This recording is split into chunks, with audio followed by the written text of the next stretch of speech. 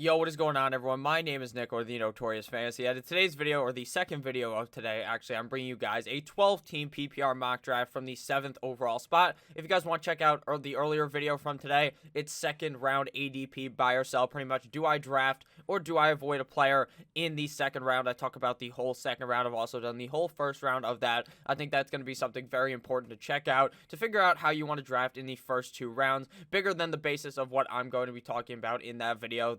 Those videos are a full breakdown of each round. So like I said, this is a 12-team PPR mock draft from the 7th overall spot. The roster positions are 1 quarterback, 2 running backs, 2 wideouts, a tight end, flex, kicker, defense, and 6 bench spots. So before I get into the mock draft, I'd like to ask if you guys could please go down below and click that subscribe button. It's free, and I put out content every single day to help you guys win your 2020 Fantasy Football Championship, as well as checking out my draft guide, patreon.com/notorious fantasy on there. Has my draft guide, has all my rankings, all this info to help you guys win your 2020 Fantasy Football Draft. So without further ado, let's get into it. We're using Fantasy Pros Draft Wizard. We're going to be drafting up against the Composite ADP, ESPN ADP, Fantrax ADP, RT Sports ADP, and Composite Best Ball ADP to get the best idea of what's going to actually happen in your guys' drafts in 2020. I found this to be very accurate to a lot of ADP that I have seen online, how a lot of drafts have been going that I have found online for real leagues obviously happening now. So obviously, at the 7 hole in a 12-team league, you're in the middle, which is not a spot that I find to be ideal, but I do like it a lot more than drafting at the beginning of the draft,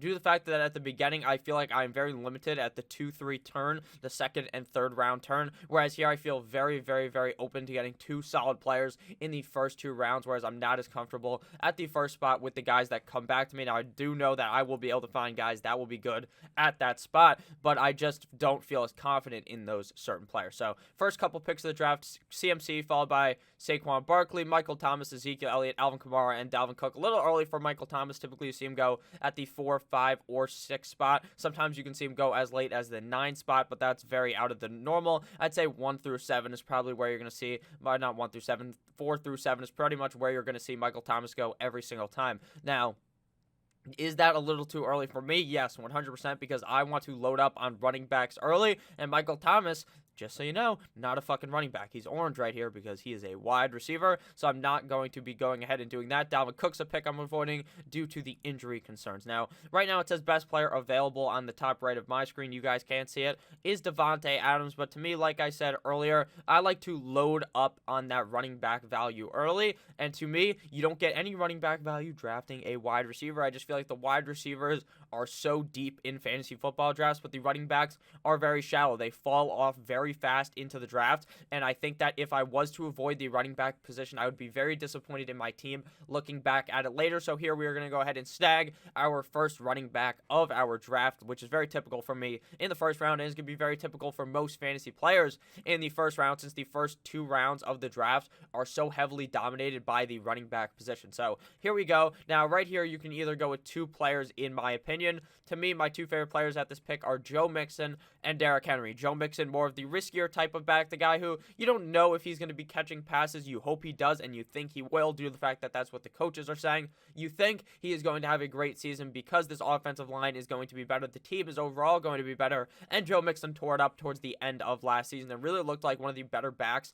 in the NFL. Derrick Henry had a very consistent season right after Mariota left. At the beginning of the season, he wasn't looking super hot fire, but after Mariota got his ass benched for Ryan Tannehill, this offense did a complete 360 no-scope and became really good, and I think that Derrick Henry is going to be very good yet again. Obviously, he, unlike Mixon, he has 0 pass-catching upside. This guy has stone for hands, and they just don't try to get him involved in that type of the game. Now, they could obviously do that in 2020, but I highly doubt they do. He'll probably get like 30 targets, catch like 15 balls, and that's all she wrote for Derrick Henry, whereas I think the upside for Mixon in the pass-catching game is much more. So Derrick Henry's definitely the safe pick. Mixon's the riskier pick. You gotta weigh how risky you feel Mixon is. To me, I don't feel he's super risky, so I'm gonna go ahead and go Mixon here. I got him ranked 1 spot over Derrick Henry in my rankings, so we're gonna go with Joseph Mixon, running back of the Cincinnati Bengals, with our first round selection.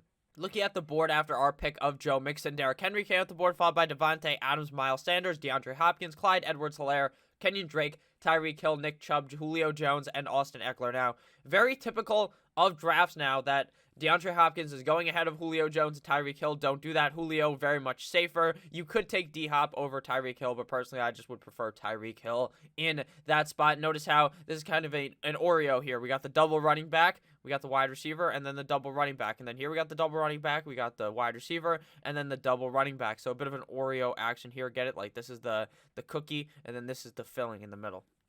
Interesting breakdown by me right there. So now we are going to go ahead here and talk about our picks, since these picks are very normal. Clyde Edwards-Helaire is a guy that I've seen really rise up in the draft, and I don't understand him getting picked inside like the top 5 picks, top 6 picks, but you will see it in a couple of leagues. The hype will get real for Clyde Edwards-Helaire, and someone will pick him far too early. So now we are at the 206, and this pick is a locked and loaded. It's just locked and loaded. I think Josh Jacobs has top 8 potential, top 10 potential, even top 5 potential if all the things break his way, and you're getting him in the second round. This guy is going to tote the rock an absorbent amount of times for the Las Vegas Raiders offense. This guy is going to tear it up in 2020, and I think that if you are able to get Josh Jacobs at a discount in the second round, you go ahead and fire him up. You could literally pick him in the first round. That's how much confidence I have in Josh Jacobs. Just like with Joe Mixon, the coaches are talking up the fact that he will be getting more involved in the receiving game. Josh Jacobs, very capable of catching the ball. They just weren't getting him super involved last year. And I think they realized that they need to involve the best playmaker on their team, and that is Josh Jacobs. You get Josh Jacobs the ball, you are going to get points scored onto the board in real life, since Josh Jacobs is a super efficient runner and is a guy that can shake multiple men off the guy to take that shit to his house. So Josh Jacobs is going to be my pick here in the second round, a absolute workhorse back for the Las Vegas Raiders. We saw him be a workhorse in his rookie year, and I think obviously that will continue into his sophomore season in the NFL. So here we are going to go ahead and draft our next couple of players read off the next couple of players drafted off the board. After we went with Josh Jacobs, Travis Kelce came off the board, followed by Aaron Jones, Chris Godwin, George Kittle, Lamar Jackson, Leonard Fournette, Pat Mahomes, Kenny Golladay, Mike Evans, Todd Gurley, Adam Thielen, and Chris Carson. So very typical second and third round, where we see Lamar Jackson and Patrick Mahomes, the two big quarterbacks, as well as the top tier of tight end, and Kittle and Kelce come off the board. That's very typical in the second or third round. It's typically neither tier of tight end or quarterback ends up escaping that spot, since they are put at a premium at their position. Personally, I'm not about drafting Lamar Jackson and Patrick Mahomes in the second or third round. At tight end, I would be more open to drafting Kelce and Kittle, but to me in a 12-team league, I just don't feel the tight end position is ultra important, so I'm going to fade them as well. Same thing goes with quarterback. Out of those picks, nothing too out of the ordinary. There are some picks I don't like, though. Obviously, I don't like drafting a quarterback this early, since I think you can find them later. So Lamar Jackson and Patrick Mahomes, in my opinion, in the second and third round are dubbed by me as bad picks. I don't like Todd Gurley there at all. I don't think that Todd Gurley is going to get enough opportunity in the offense to be able to thrive, and if he does get that opportunity, I think his knee will give out on him if he is playing that much, especially since the reports are out of camp. He's already been limping, so that does not sound very good for a guy you want to be a back to start on your team. He's this guy's RB2. I say no, Dikembe, no for that. So now looking at our third round selection, we could really go any way right now through our first two picks. We have Joe Mixon and Josh Jacobs, so two running backs to start off through the first two rounds of the draft. So now we are going to be looking at our third round selection. You could really go either way here. You could go Mark Andrews, since I am not opposed to going Mark Andrews here at the back of the third round, but I prefer to get him in like the fourth round, so I probably wouldn't draft him here. It's really between running back and wide receiver, whether you prefer to add a third running back to obviously be your flex, or to start off and start hammering the wide receiver core. And that's probably what I'm going to end up doing. I think in the fourth round, I could still find a solid flex from the running back core. Whereas here, I don't think the wide receiver that I may dub as being the best will fall to me into the fourth round. So here at wide receiver, still available, according to Fantasy Pros, Allen Robinson would be our best option, followed by DJ Moore, Juju Smith-Schuster, Odell Beckham Jr., Amari Cooper, Robert Woods, and Cooper Kupp. To me, there's one pick here that to me is the best, and that's DJ Moore, wide receiver of the Carolina Panthers. Now, I've talked DJ Moore up a whole bunch on this channel, so to really recap that, I think that this Carolina offense is going to run very smoothly under Teddy Bridgewater. I don't think he's the second coming of Jesus Christ at the quarterback position, but hey, the guy is much better than Kyle Allen is, and Kyle Allen was able to make DJ more productive through a majority of last season. I think that this offense is still going to be pretty solid, and I think that DJ Moore's involvement is going to continue to thrive under new head coach Matt Rule of the Carolina Panthers, so I think that DJ Moore is going to have another great season in the NFL, and I think his third-round draft tag is worth the price to pay for a guy that I think has top 5 upside at wide receiver. Obviously, when you say that, you need things to break right. In reality, more likely he's going to finish as a top 10 guy, but he definitely has that upside if someone was to get hurt, or if this offense was really to start humming and his touchdown total really went up, considering we didn't see him score very many touchdowns at all in his 2019 campaign. So now, after we went with Mr. DJ Moore, Allen Robinson came at the board, followed by Odell Beckham Jr., Melvin Gordon, Amari Cooper, Maki Mock Andrews, Cooper Kupp, Zach Ertz, Juju Smith-Schuster, Le'Veon Bell, and A.J. Brown. It is now our time to pick. So before I get into this pick, I'd like to ask if you guys could please click that subscribe button down below. It's free. I put out content every single day to help you guys win that 2020 Fantasy Football Championship, to take down Kevin from HR. You're going to beat that guy down so hard that he's not going to be able to walk for the next couple of months, and it won't matter because fantasy football is all that matters, and you are going to be crowned the goddamn champion. So please make sure you click that subscribe button. So now it is time to make our selection. Like I said, the running backs did end up falling to us since the third and fourth round are heavily dominated by the wide receiver position. The running back value typically falls in the fourth round. Now, in some leagues, that could be the complete opposite. If a lot of guys are drafting wide receivers early, then you are going to see the exact opposite effect with the wide receivers being the greater value in the third and fourth round, since there are going to be a lot of running backs obviously being taken. But the value of both picks here are going to be pretty solid, since I do like a lot of these wide receivers still available to be potential top 15, top 12 options, even at their position. But to me, I like a running back here a whole bunch, and I know he's not going to fall back to me, and that's Jonathan Taylor. I have punched my ticket onto the Jonathan Taylor train. Now, he's risky because he's not going to play, or he's going to play the first couple of games, but he's not going to be the starter of the team, so you cannot start him in your roster for the first couple of weeks. So obviously, that is risky. That is baked in risk because you're not going to be able to start him, because I don't believe he will be the starter to start the season. Now, the reports out of the Colts camp are that they are going to be using the hot hand at the running back position. I think Marlon Mack has cold hands. I think Jonathan Taylor has the hottest hands on earth because he is a crispy runner, a crispy pass catcher, and he is going to be amazing in 2020 given the opportunity. It will take a couple of weeks, but eventually he will become the head honcho guy, and he will have top 12 potential when he is on the field in front of, according to Pro Football Focus, the best offensive line in the NFL, actually, not in fantasy football, in the real NFL. So Jonathan Taylor is going to have the opportunity to be a real beast and a real league winner inside of the fourth round of your 2020 fantasy football draft. So now looking after we went with Jonathan Taylor, Calvin Ridley came at the board, followed by Deshaun Watson, James Conner, Keenan Allen, David Johnson, Robert Woods, Cortland Sutton, Tyler Lockett, Devin Singletary, DK Metcalf, Darren Waller, and DJ Chark. Now we see the quarterbacks starting to come off earlier here. We see Deshaun Watson come in the fourth round. Typically, there's a bit of a lull at the wide receiver or at the quarterback position. Pat Mahomes goes in the third, Deshaun goes in the fourth. Sometimes you see Pat Mahomes go in the third, being the second quarterback off the board, and then you'll wait till like the sixth round until you see a brigade of quarterbacks come off the board. So it's interesting to see that after Watson went a bunch of picks, no other quarterbacks were taken. So we could see if there's a gap between Deshaun Watson and the rest of the group, or if someone drafts another one and then they all fire off the board. Picks I love Calvin Ridley in the fourth round. I see top 12 potential for him. Same thing goes for Bobby Trees at the 4-12. Robert Woods has excellent potential as well. Darren Waller, a bit early for my liking, but if you want to get one of those middle tight ends, that's where you're going to have to pay the price here. Around the fifth round, we have seen a bunch of tight ends come off the board, so I would not be surprised if a lot of them were off the board by the time it was the seventh round, before we're getting into like the real deeper kind of guys, because this draft seems to be heavily favoring the tight end position. So now it is our turn to draft a wide receiver or a running back, but first I want to talk real quick about Devin Singletary. I don't understand the hype at all. This guy is going to be a certified bumski. They're reporting that Zach Moss is going to be the guy catching passes. In camp, he's catching passes. He's being dangerous. He's bodying over guys. He's bumping guys over, knocking them over.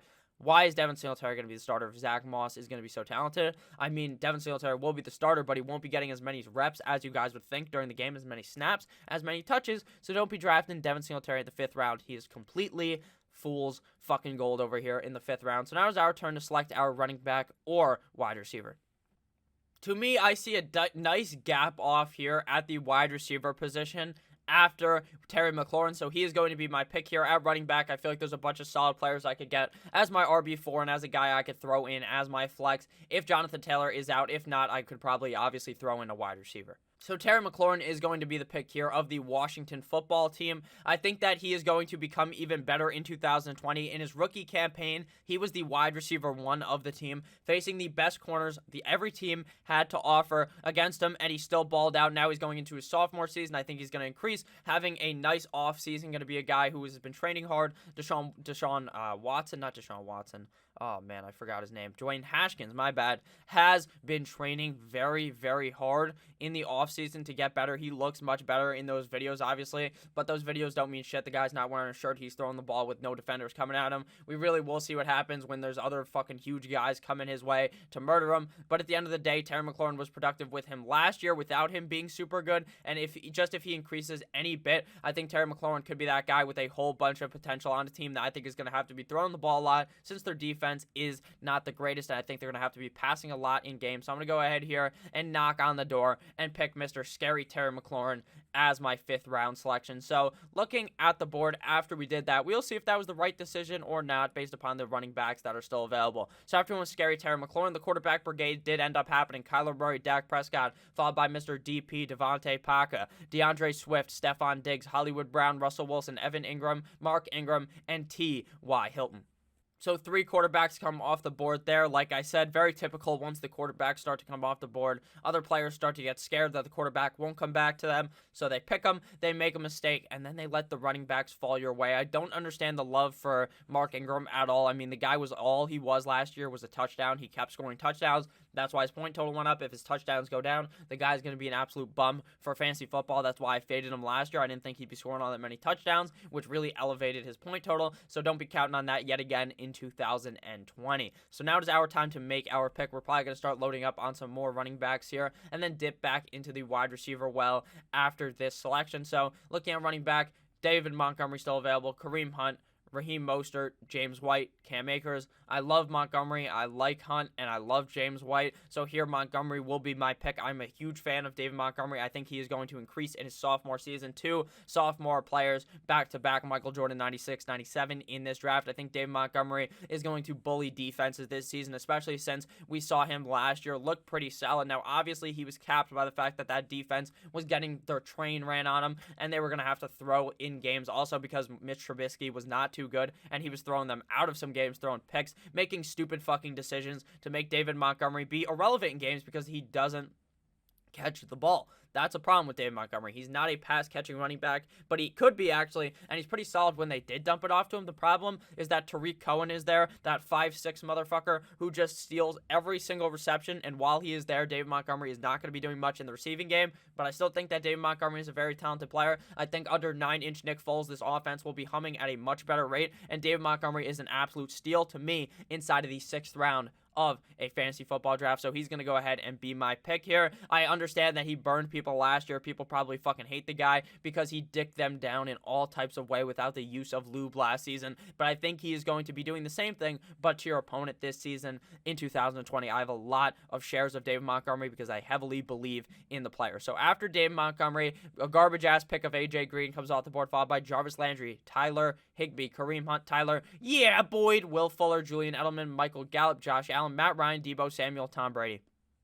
Again, we see a quarterback run happen. Someone takes a quarterback, the next guy panics. Then someone goes, oh, you know what, I'm fine. I already have a quarterback. Then the next guy takes a quarterback. So you got to make sure you stay wary and don't just hop on the trend. Make sure you get the value at the position. Right now, through the first 7 rounds of the draft, or the middle of the 7th round, 1, 2, 3, 4, 5, 6, 7, 8, 9 teams already have drafted a quarterback, so 3 teams, including myself, do not have a quarterback. So we're going to continue to stay on the wait train and wait on the quarterback position since there's tons of value later. Obviously, you hope that guys like Matt Ryan fall into like the 8th, 9th round, then you snag them. But here, the quarterbacks did come off very fast. That's obviously going to depend on your league and how your league views quarterbacks. In some leagues, you're going to be drafting with sharper guys who really wait on the quarterback position, whereas in other leagues, you're going to be drafting with guys with holes in their head who are drafting quarterbacks at an absorbent rate very early in the draft, so it all depends on your league mates.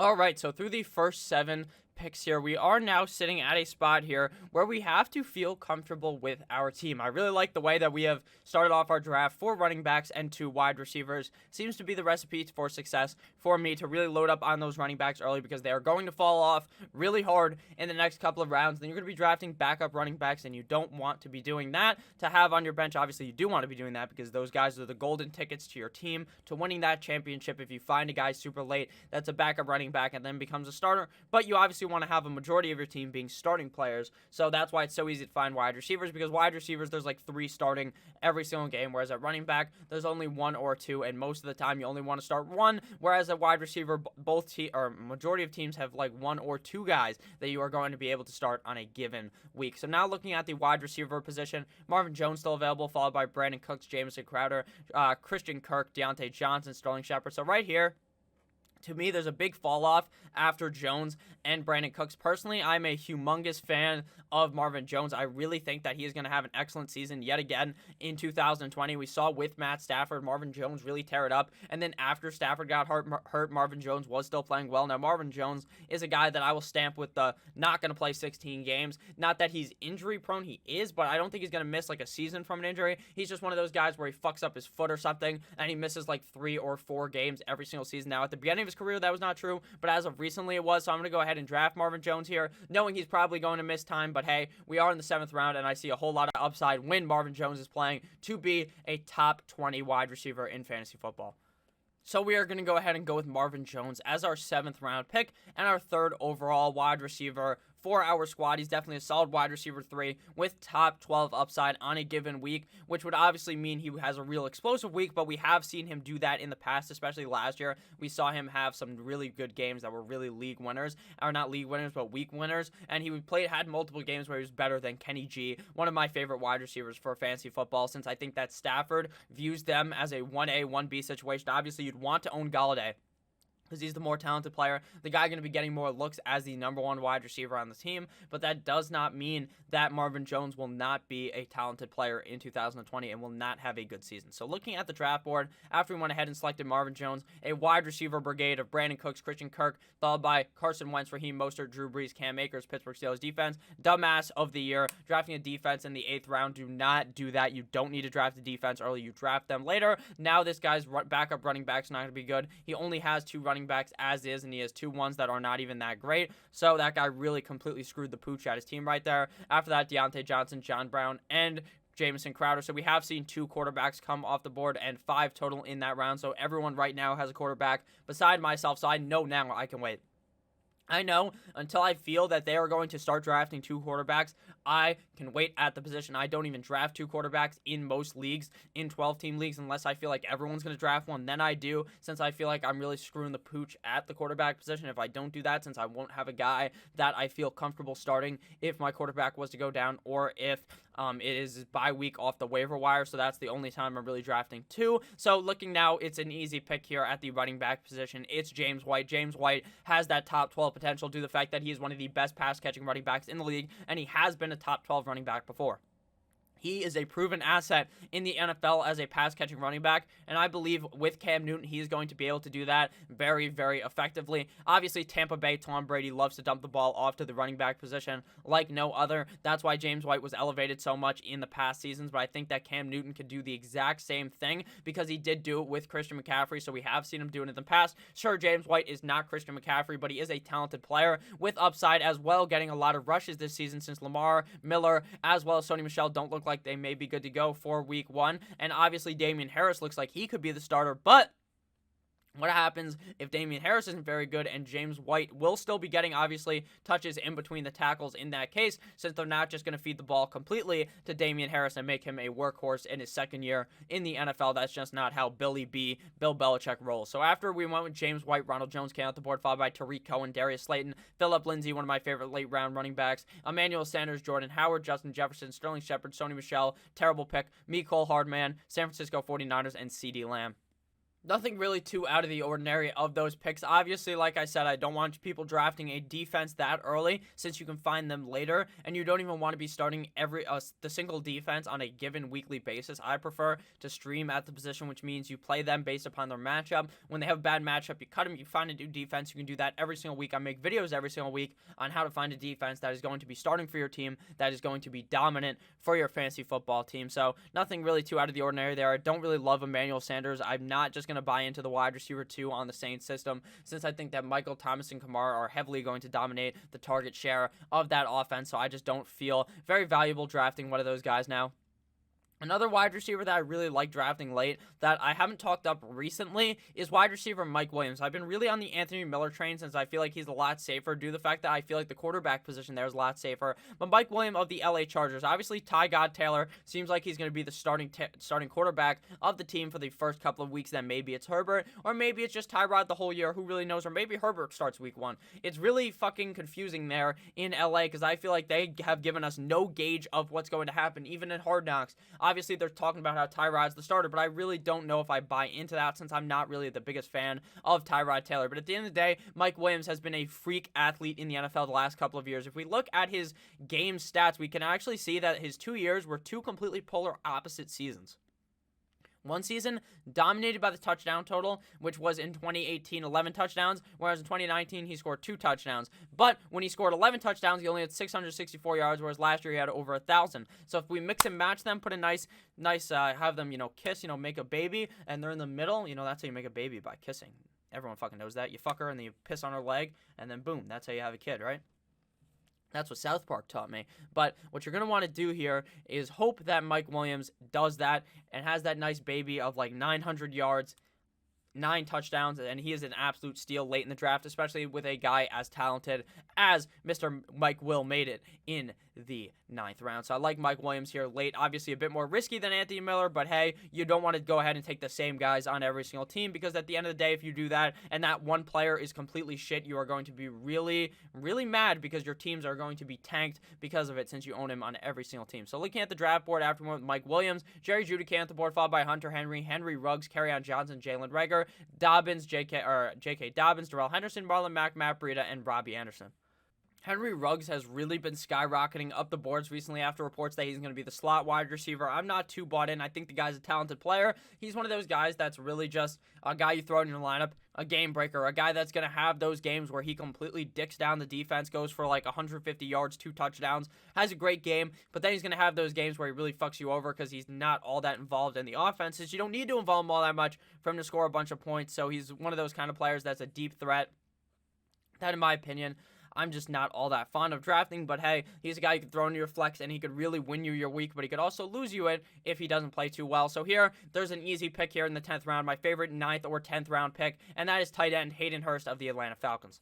Hayden Hurst is a guy that I am a huge fan of due to the fact that this Atlanta offense just breeds tight ends under Dirk Cutter. Last year we saw Austin Hoop God, now obviously moves to Cleveland, get 93 targets in 13 games. In 13 games, he was a top 6 tight end. He was a top 4 tight end every single week because of the volume given to him. I think the targets are going to be there for him. I think Matt Ryan is going to play better this year and give Hayden Hurst even more targets, and that defense seems to be even worse than it was last year. So we could be seeing Hayden Hurst have a monster year strictly off the fact that they're going to have to be throwing the ball a zillion times every game. So I'm going to go ahead and buy in on Hayden Hurst in every single draft.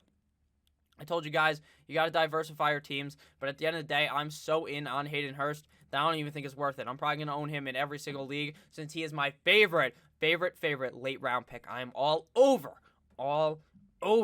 Hayden fucking Hurst in 2020. So if you guys have enjoyed thus far, please make sure to click that subscribe button. So after Hurst, we see Antonio Gibson come to the board, followed by Golden Tate, Tevin Coleman, Keyshawn Vaughn, Latavius Murray, Anthony Miller, Gronk, Zach Moss, one of my favorite late round picks, Alshon Jeffrey, Alexander Madison, Duke Johnson, and Baltimore Ravens defense.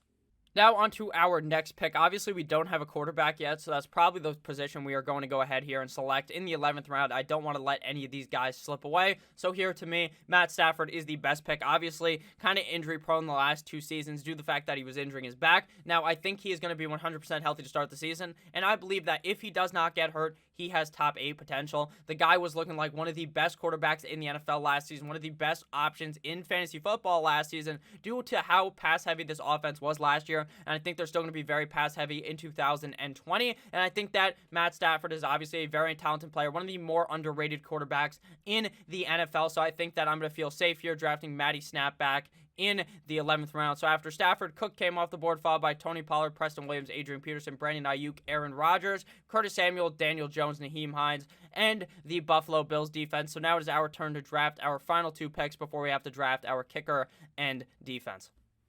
Now, Boston Scott might be a better pick now that Miles Sanders is week to week. I do think they end up bringing in another running back to completely fuck Miles Sanders' value in the ass because Doug Peterson loves that running back by committee. So right now, Scott's the value, but it may end up being a completely different random running back off the street that becomes the starter there while in Miles Sanders' absence and is going to be part of that running back by committee. So now it is time to draft a wide receiver. Now, reports out of camp are that N'Keal Harry is absolutely buns, that he's terrible, that he's not doing anything.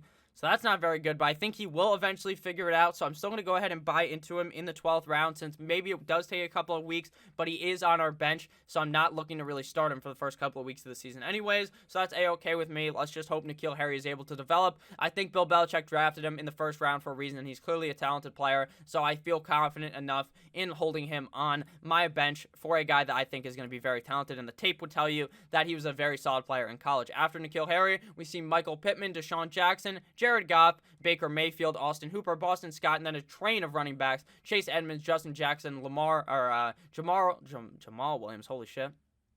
I cannot read. A.J. Dillon, Damian Harris, Darius Geis. Damian Harris seems like a steal now late for the Patriots considering he seems to be tearing it up in camp. Geis is a waste of a pick and a waste of a human. Fuck that guy. So now we got to go ahead here and get our last pick of the draft. We already have enough running backs. Actually, we'll draft one more running back since you really want to have more running backs than wide receivers on your bench. We have 5 running backs and 5 wide receivers. So we're going to go ahead here and cap it off with a random running back here that I feel like might have some upside, and that's Chris Thompson. Now, this is just strictly based off of his pass-catching value. He was even usable in Washington a couple of years ago because of how good he is in the pass-catching game, and I think that if they limit Leonard Fournette's targets, which they're going to have to if they want to get Chris Thompson involved, Thompson could be a guy that could be a flex option in big pinches if you need it, and if Leonard Fournette was to go down, Thompson may end up being the starter for the team, considering I'm not sure how bought in they are on Mr. Rock Armstead, who's on the COVID IR right now. So after Chris Thompson, Noah Fant came out the board, followed by Mike Gesicki, Darrington Evans, LaShawn McCoy, DeAndre Washington, Justin Tucker the fucker, Cam Newton, Patriots defense, bunch of kickers, and then Josh Kelly. So now it's time to draft our kicker and defense. First, we're going to go ahead here and snag a nice and smooth kicker with Harrison Butker the fucker of the Kansas City Chiefs. Like I've said before, I am actually going to be making a kicker video eventually. It'll probably come sometime this week with my friend Tyler, who does a lot of research on kickers. A bunch of kickers and defenses ended up going on the board in between our pick. If there was any real players, Hawkinson, who says he's not 100%, so I'm fading Hawkinson. Big Ben as well. So now it's time to draft our defense, and we're drafting a defense playing a offense week 1 that I'm not too confident in, and that is the Chargers playing up against my running back, Joe Mixon, and the Cincinnati Bengals week 1. Not the fact that I'm concerned about the offense. I'm concerned about Joe Burrow in his first ever game in the NFL with no preseason. I think he is going to make a couple of mistakes. So I'm going to draft a defense that I think is already good, playing up against an offense that I think may struggle in their first week of the 2020 NFL season. So we got a B+ by Fantasy Pros, but to me, this is an A+ roster in my heart. So we got, to recap real quick, Matt Stafford, Joe Mixon, Josh Jacobs, DJ Moore, Terry McLaurin, Hayden Hurst, and Jonathan Taylor to start off our starting lineup. Obviously, we're going to move Taylor out and put one of these other players in. Our kicker is Butker, and our defense is the Chargers. Our bench is comprised of David Montgomery, Marvin Jones, James White, Mike Williams, N'Keal Harry, and Chris Thompson. So thank you guys all for watching this video. If at any point you ended up enjoying, please make sure to click that subscribe button down below. Also, check out my sponsor, Manscaped, if you want to get that nice shave on the family jewels downstairs. Make sure to check that out. Use code Notorious at checkout. The link is down below. Also, make sure to check out the Patreon. I love each and every single one of you motherfuckers, and I'll see you guys tomorrow with yet another heater of a video. Code Notorious at checkout for 20% off on Manscaped, as well as free shipping. I love you all. Goodbye.